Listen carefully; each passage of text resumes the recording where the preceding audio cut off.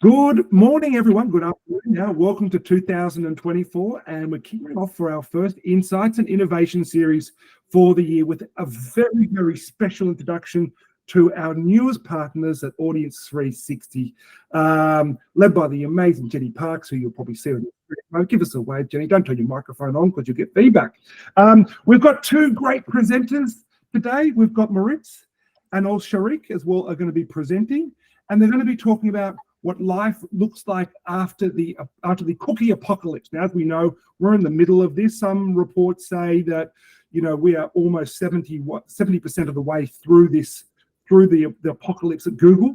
I don't know how true that's or not, but it started at the first of this year, and they're moving fast in Southeast Asia. So this is never a more important conversation than right now. So I'll keep my big mouth shut. I'll hand over to Maritz to take things over and talk to the guys about what's happening. Thanks, Sam. Yeah, very excited to be here. As Sam said, from our side, our MD, Jenny Parks, is on the call. Sharik is our head of technology and platforms, and I think he's the man who's going to be the most interesting on this call, so very excited to have him join. And then I'm the head of sales at Audience360. I know it's going to say sales in the title, but this is not about the sales pitch of Audience360. We're more excited to be here just to talk to you about what is happening in the market around cookies, about audience targeting, about media solutions, as we go through probably the biggest change since the inception of digital media. So there'll be a few slides. There'll be time for questions. It's tough to see people putting hands up, and I know it's tough to ask questions in those big forums, but we'll be excited to work together over the coming months and years, I'm sure, as well. So I'll jump in and share the screen, as it's been the custom for the past 2-3 years, I guess, and jump into it. So first of all, I just want to reiterate, we're really excited and we're really proud to partner with the IMAA. I think it's all about that shared ambition of future-proofing the media industry in Australia. And the two key challenges on the horizon that are really close to our heart is the phasing out of the third-party cookie and the changes in privacy regulation as well, which leads us into today's agenda. So we're really going to focus on, kind of looking at beyond the fear of the third-party cookie going away, and outline the best practice audience targeting and privacy compliant and cookieless environment as well. It's really about sharing our understanding and our journey to this point of the technical landscape and the challenges that are being experienced by the entire industry. I think this is a pretty unique challenge where we're all in this together. It's not that one person or one company or kind of thing, is going it alone, other than Google and Apple, obviously. But it's a great opportunity for all of us to come together and really take it to the big brands, the big companies, the big agencies, and have some really clever solutions, which is what I love about this industry. And then, of course, a couple of case studies as well to share the experiences that we've had across this. And you might go, why are we the right partner to talk about this? And it's really our position in the market, and it's really exciting for us and selfishly to see the industry come towards us in a big way with the audience conversation around first-party audiences and transparency and deterministic audience targeting and reaching those audiences across digital media channels. It's something we've been doing for over a decade, so we feel we're pretty qualified in terms of experience.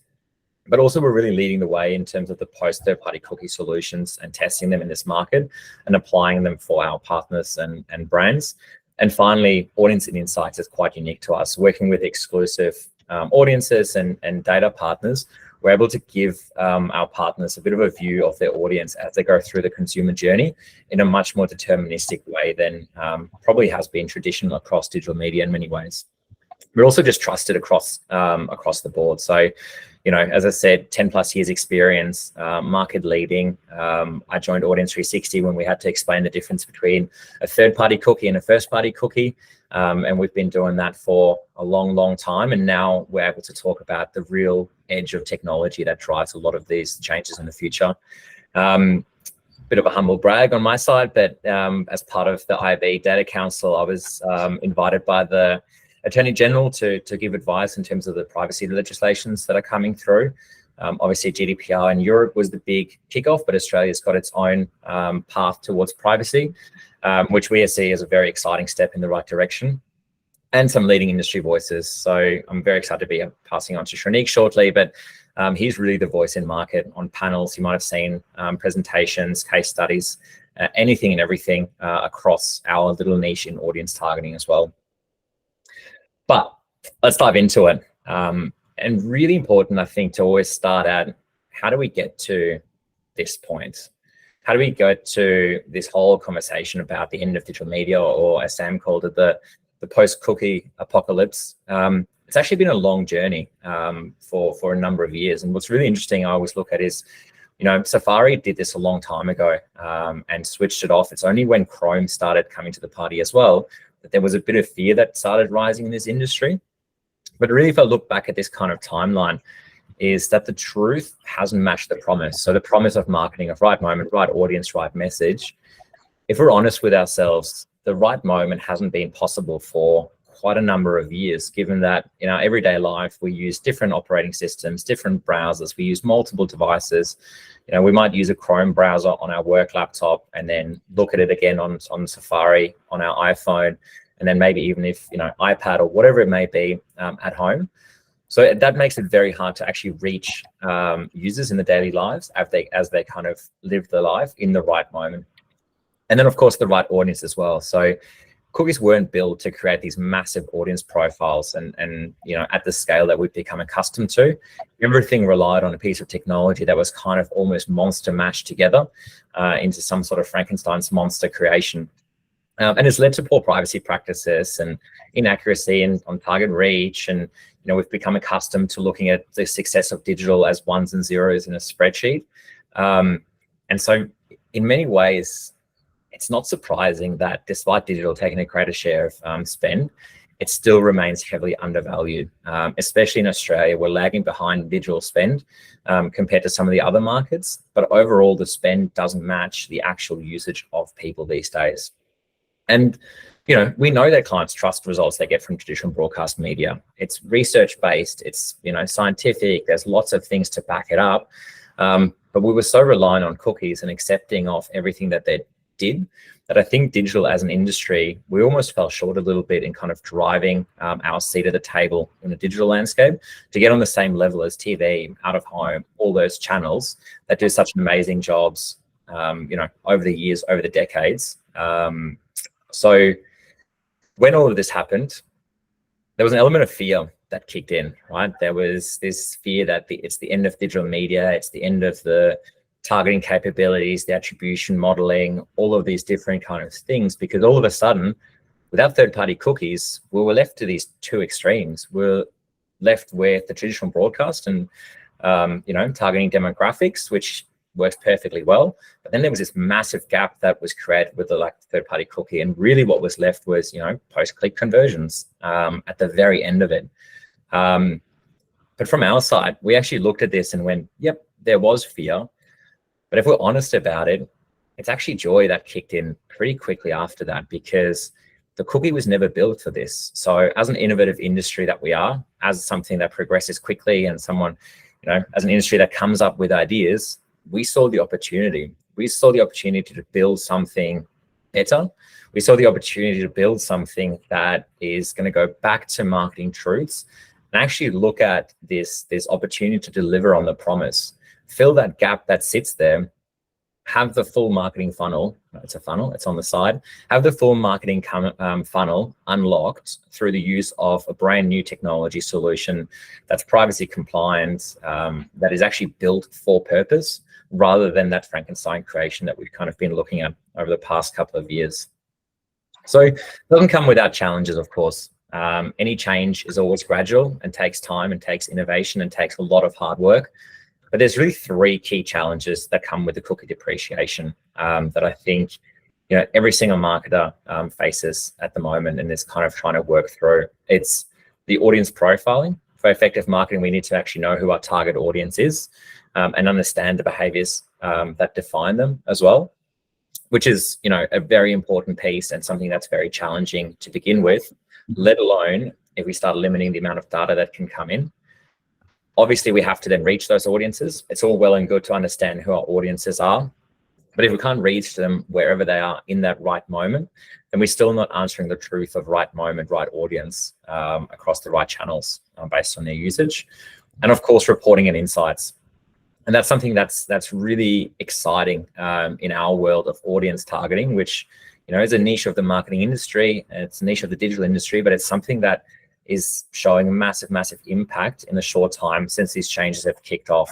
We're actually able to understand what part of the purchase journey someone is in far better now with this new technology than we were able to with the use of third-party cookies. And I think that's really the whole purpose of audience targeting in the future, is that we make it better than what it was in the past. So diving into audience profiling, and it's a question that, you know, everyone's going to give an answer as yes. Do you know your on-target audience? I think most brands understand who their audience is across the board. You know, the big archetypal projects of understanding their behavior, the demographic, who it is, and everything. But really, when we talk about knowing our audiences, we know our audiences not just demographic. We know our audiences based on real human actions to create that on-target audience as well. This is a slide. You know, we'll get the sales team out to the agencies and present through the entire offering. But this is a slide where we talk about our exclusive audiences that we have access to and that we have worked with over many, many years. But I think more importantly for this kind of partnership and collaboration piece with all of you, what we're really excited about is helping you define your audience as well. Research pieces can be incredibly difficult, incredibly challenging to do. So the technology that powers Audience360 is something that we'd love to work with you on an individual basis as well, and kind of pull away some of the daunting steps into this new world of digital media. Same with reaching the audience as well. So once we understand who that audience is, we want to make sure that the consumer journey that is confusing across the digital landscape, it's not a linear path, is actually actionable as well. Again, we don't want to have a lot of work go into audience research, understanding who the on-target audience is, only for it to be a generic strategy of, you know, targeting an age group, when we can be far more sophisticated and actually understand what part of the customer journey a user is in, and really build out that full funnel project. And of course, we're working with clients. We're able to then close the loop with reporting and insights as well. So as a very small teaser, something that we've launched last year was Athena, our insights dashboard, which is powered by our exclusive audiences. And we've got a travel dashboard. We've got domestic travel, international travel. There's finance dashboards, but it's much more about understanding who these people are, understanding the behavior, such as what's the origin of their travel departure, what's the destination, how many % of people from Victoria and New South Wales are choosing Queensland over the last couple of months as their preferred destination for their trips. Understanding audience trends as well, to go, when are the peak seasons of when people are looking to travel to Queensland, as an example, and much more. So days to departure, trip duration, demographic, interest, and anything else that you could think of that's actually valuable from reporting on the consumer journey and the impact that digital is making. And I think this is the really exciting bit where a lot of our longtime partners are working with us to change the game and change the behavior of their clients, to start looking at digital media not just as display ads that we can activate, but actually looking at it as a function of marketing that can create a feedback loop as well. So of course, if we put all of this together, a case study emerges. And this is a brief that we had from an insurance provider. And we'll be talking a fair bit about this kind of approach, because really it was about reaching in-market audiences, but also it was about testing the cookieless solutions as well, to show the value to clients before the cookie completely goes away. We kind of have end of 2024 as the ultimate D-Day to the end of the cookie. So we want to show that there is value in reaching these users now. And there's actually not that much to be worried about in terms of the technological capabilities once all cookies do go away as well. So we leveraged our exclusive audiences from our data partners to reach these users across premium pre-roll and video channels. And then we're able to build a really interesting case study and campaign snapshot that ticks a lot of those, challenges to overcome. The audience creation, car sales is a very important partner of ours. So car loans, car insurance, it's very, very linear. But also looking at then the audience reach across cookieless browsers as well, immediately creating an incremental reach for the client as well, but also being able to report on things that cookies couldn't report on in the traditional way. So looking at that kind of multi-touch attribution across multiple different channels and devices, and understanding who people are, no matter what device you're on, no matter what browser they're using at a certain moment in time. And then also going into more insights-led approach. Pass over to Shanique in a second, but really the key thing here is that it's not about just the click-through rate. It's an important metric at the end of the day, but it's much more important to understand who the audience is and how we can start feeding that back into a marketing loop and start having these marketing conversations using digital as a tool. So I said, I'll pass over to Shanique because he's the one who's actually built all of this and IDI'd it and spent hours with data scientists, looking over spreadsheets that are well beyond me to kind of come up with some of these audience insights. Cool. Thanks, Moritz, and thanks everyone on the call for your time today. Moritz, do you mind just going back one step to this particular slide, and I'll try to sort of cover off and just clarify a couple of things as well. As Moritz mentioned, the brief for us was really to look at how can we reach cookieless audiences now as opposed to when it's gone. And we definitely try to understand not just reaching those audiences, but then linking it to the behaviors on the site. And also just so the reason I wanted to jump back to here, just to clarify, we're not necessarily sort of building an attribution modeling because I think that's quite complex. But what we really wanted to illustrate to the client was the value of pre-roll and display advertising in the total mix. So how does it actually drive performance? What role does it play? And based on the audience insights that we generated as well. So I think off that, what we were able to do was, not only to reach people who were on Safari and Firefox, but also look at their behaviors on site and compare it to audiences who are on Chrome, and to see typically in typical campaign, you look at attribution, it's click or post click. What we've done here is sort of looked at it over a longer period of time to really understand when the conversion happens, looking at time of the day, looking at how often someone actually comes to the site. If someone is exposed, they're likely to come via search. What percentage of those audiences are coming via natural search? What percentage of the exposed audiences are coming directly to the site? And what percentage are coming through other referrals as well? So that was really the idea, to give our client a snapshot of the audiences that we are reaching who are in market, but also give them an idea of how that audience is engaging on their site. Let's go to the next one. Along with that, one of the key things we promised our client, and one of the key promises for us internally, is now how can we actually leverage the data that we have, the first party data that we have across our various data partners, and provide an insight into the audiences of our partners. And this is not necessarily trying to replace a marketing function.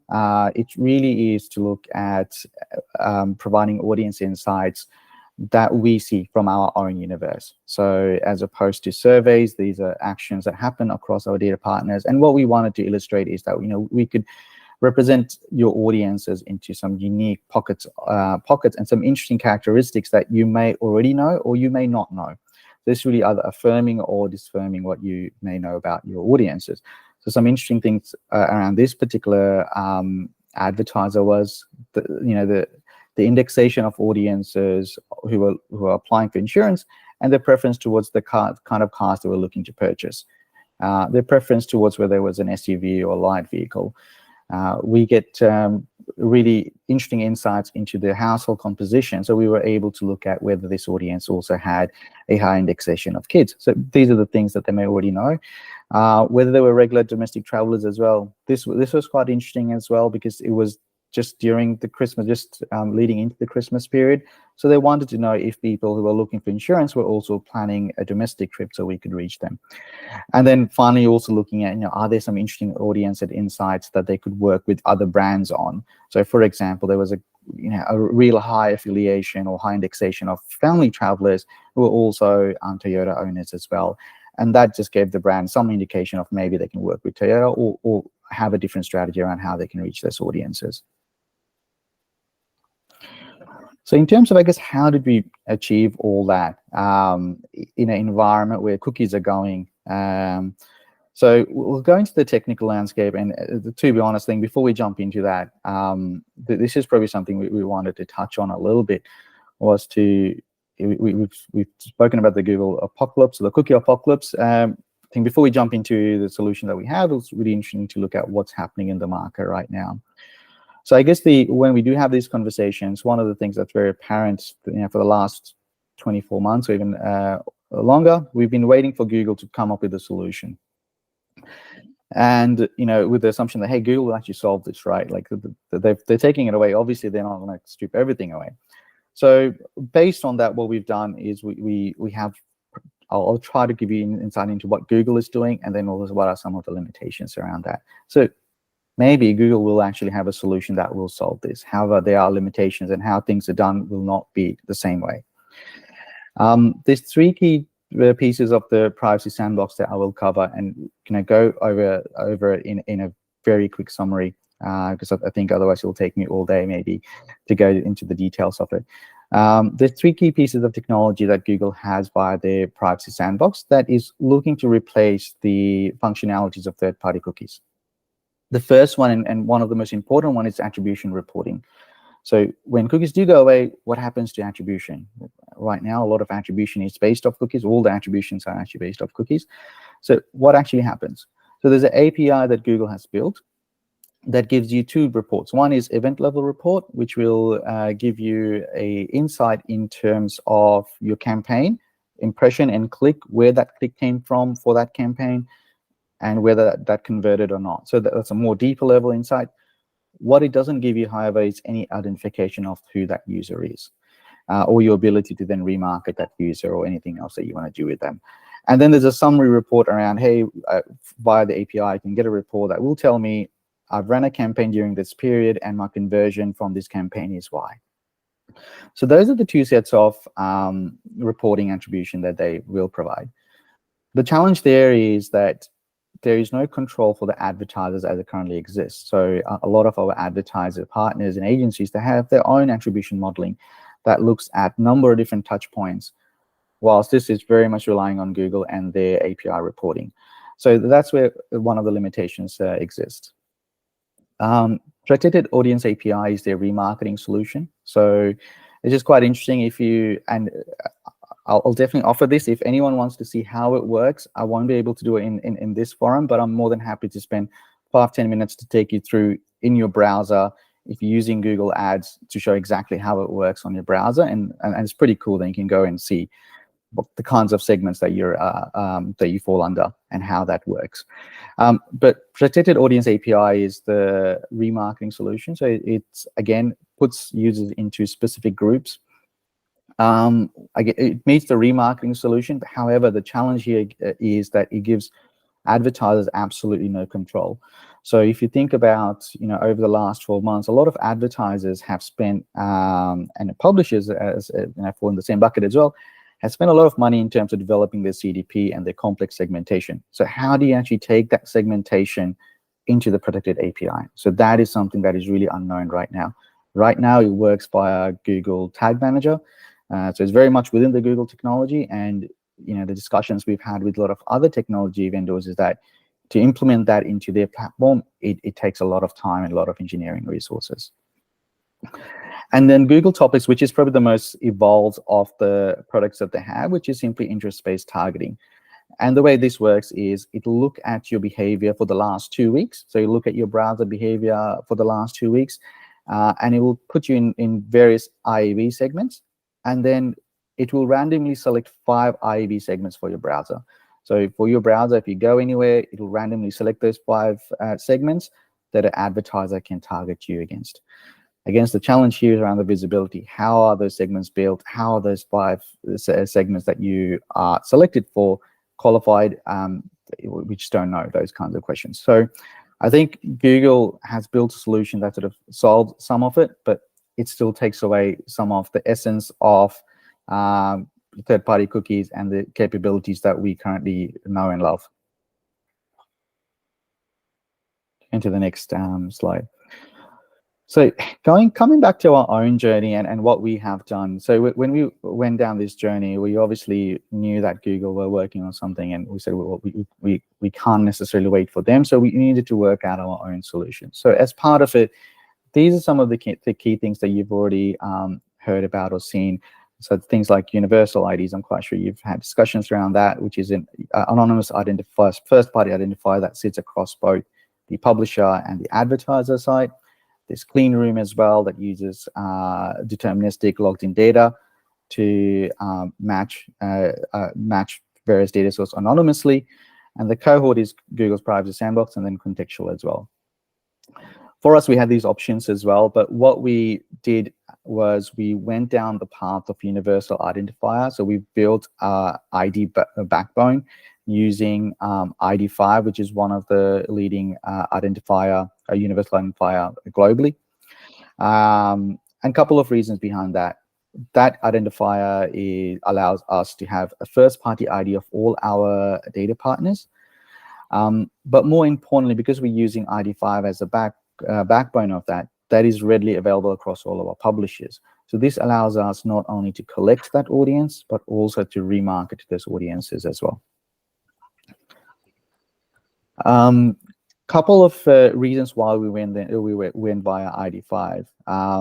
The first reason was that when we started to look at the universe and what was happening is that we needed identifiers that were persistent, but we also knew that we can't necessarily just rely on authenticated audiences or people who are logged in, because if you look at the open web, on average, only 20% of those audiences are logged in. So it's a very small percentage. And then to only target those 20% just does not make sense.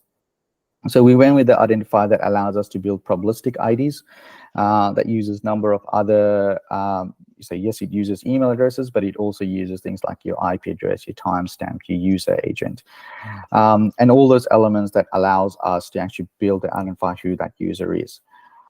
One of the main reasons that we went with ID5 and ensuring that it's privacy preserving is that it was two things. One was we knew that there was legislation changes coming, so we needed to work with a solution that, although we don't, at that point, we didn't know what the changes would be, but we wanted to ensure that it complied with the most rigid privacy framework that's available right now, which was GDPR. And there's a couple of reasons why they we selected ID5 as the backbone. One was the encryption and decryption technology they had. So if you look at the bitstream, in bitstream you can collect any information you want, which is quite scary. But what we're doing with ID5 is we're decrypting it. So you can only the partner who owns the ID can actually see that ID, decrypt it. So it's privacy preserving. You can always opt out of it. And to put it in perspective, this is the same technology that UID or TTD is using in Europe. So UID 2.0 is using the ID5 graph as well. So that sort of shows, the reason they're using them is because of the GDPR compliance and the framework that they have. So that's just an overview of the technology that we've built and what we've been able to see. So as I mentioned, we started this about, I think we're coming into almost 2 years now, which is scary. I think June will be 2 years since we've have this implemented. And during that time, we've run hundreds of campaigns that uses both first-party ID and third-party ID. And we were able to then, and this is across not just Safari, this is across Chrome as well, across all browsers. And that's something I guess we really wanted to preserve, is that with the solution that Google has, which is really good and it's really powerful. However, one of the challenges is, getting other browsers to adopt that technology. So getting Safari, Firefox, Explorer to adopt that technology. Now, the challenge there is that if those browsers don't adopt that technology, you'll only be able to run in Chrome, which is around 40% of the, or 40% overall device market. The way that's broken down is 60% on desktop, and then on mobile, they only have 50% of the market. So it really limits what you can do and limits the channel's flexibility as well. But more importantly, looking at the performance of it, what we wanted to ensure that, we're getting better performance than third-party IDs. And that's what we really saw when we were using first-party IDs for our campaigns. We saw better performance in terms of the CTR being up 52%, impressions understandably up 21%.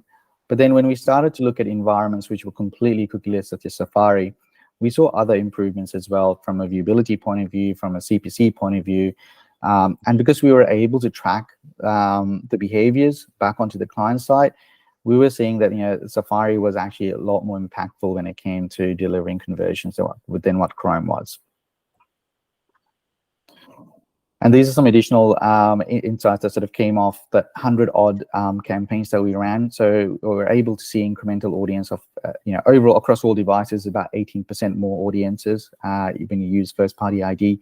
The CTI is significantly higher, and viewability again is up to 20% higher across those cookieless browsers.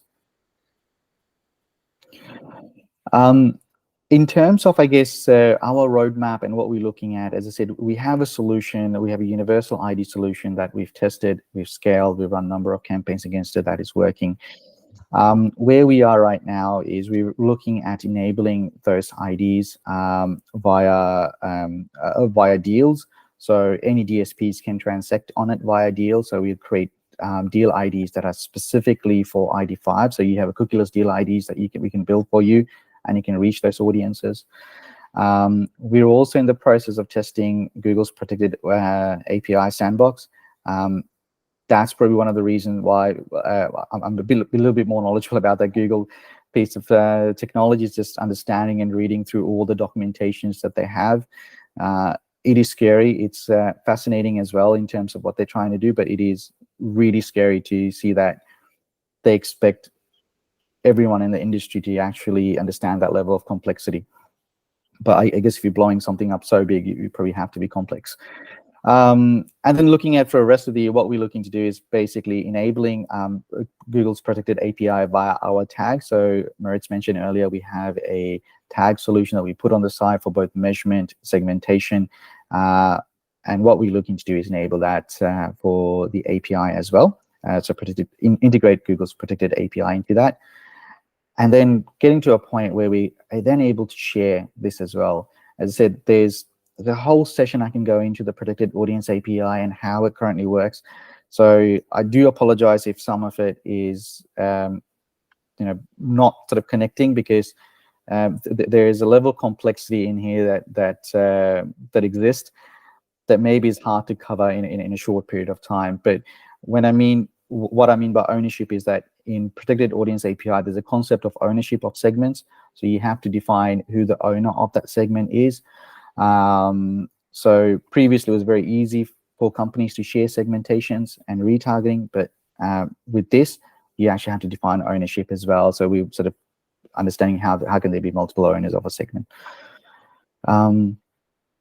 Cool. And when it comes down to, I guess, Audience360, and it's really funny, I've got this slide because I feel like it's a sales pitch, but maybe I'm not the right person to do this slide, but we'll try to cover it. But I mean, from my point of view, I think what's really exciting is that we've got a technology that at the moment is working. We would love to work with you guys in terms of running the case study that we're taking through. We'd love to do that multiple times for clients to solve for a solution. And even if it's just understanding what would the technology stack from your point of view would look like post third-party cookies going away. I mean, the easiest thing would be is to put everything into a Google stack, which is great, but then you're locking yourself to an ecosystem similar to locking yourself into Facebook or a closed wall garden, really. And what we are trying to do is really to say that, hey, you don't have to do that. You can actually take the advantage of the openness of internet by leveraging other technologies that are on there, and we can definitely help you to do that with your clients. I think, I mean, jumping in here, this is really the piece where I'm very lucky to be able to offer up Shanique for individual sessions and all those kind of things, because it's not necessarily a sales pitch. I think for me, this is that great IMA partnership with Audience360 where we can, be with David versus Goliath and actually help you offer up solutions for your clients that maybe have a massive cost barrier to entry as well, and really build something that's market leading for your brands and can compete with the absolute best of the best out there as well. So really to summarize from our side, Audience360 is about real people, real actions and signaling intent for marketing outcomes across digital channels. And if you break it down to, the Audience360 services that you'd engage us with, it's obviously our exclusive audiences. So as I said, there's a wide range of known brands such as Car Sales, Webjet, Mozo, Executive Traveler, Real Estate View, Rent, Tech Radar, more, where we've got our own first-party data. But then because of those partnerships, we're able to look at the on-target reach after cookies as well. And that's what Shanique has talked about, and would be more than happy to come in together and present it on a much more in-depth level if there's interest for that as well. Same with the Insights platform, which we call Athena, the Greek goddess of knowledge. It's about closing the loop and helping brands actually leverage the power of digital media in a way that maybe hasn't been possible in the past, or hasn't been something that's been explored at the full extent. And really then this partnership piece of we're more than happy to work behind the scenes and be the kind of Shanique nerds in the corner that we are, and kind of come up with these solutions together, and that you can then take to your clients and kind of really be part of that first party, second party data strategy that is at the tip of everyone's tongue as well. But we didn't want to kind of cover off everything because it's a never ending presentation otherwise, and there's more and more things to cover off all the time. But instead wanted to give the opportunity to ask questions if there were any, or make comments as well. And so often there isn't a lot of questions with these guys, but we can connect anyone to the guys after this event. So just let us know. Thank you so much, Audience360, for that. That was a lot of information, constantly changing, really useful, and really engaging how indies can compete with the top end of town through the technology. So really, I love it. Guys, thank you so much for tuning in. Just a reminder that the greatest show in Melbourne on the 20th it's going to have some of the greatest speakers in Australia for media. So we're really excited about that. If you haven't got your ticket, get your ticket. QMS are doing the after party. There's going to be, I think, $50,000 worth of media given away. They're going to give away that at the after party. So make sure you're there at that as well. Audience360, thank you so much for being an IMAA partner. Really appreciate it. Look forward to working with you guys this year and doing some wonderful things. Thank you, members, for tuning in. Have a great week. See you next week. I think we've got Mamma Mia, a new partner, coming on as well for next Monday. And then in the coming weeks, we've got an employment webinar coming up for a leadership series about all the things you need to know about wonderful things in employment for 2024. Guys, thank you so much. Sharique, Moritz, Jenny, thank you guys. Talk to everyone soon. Have a great week.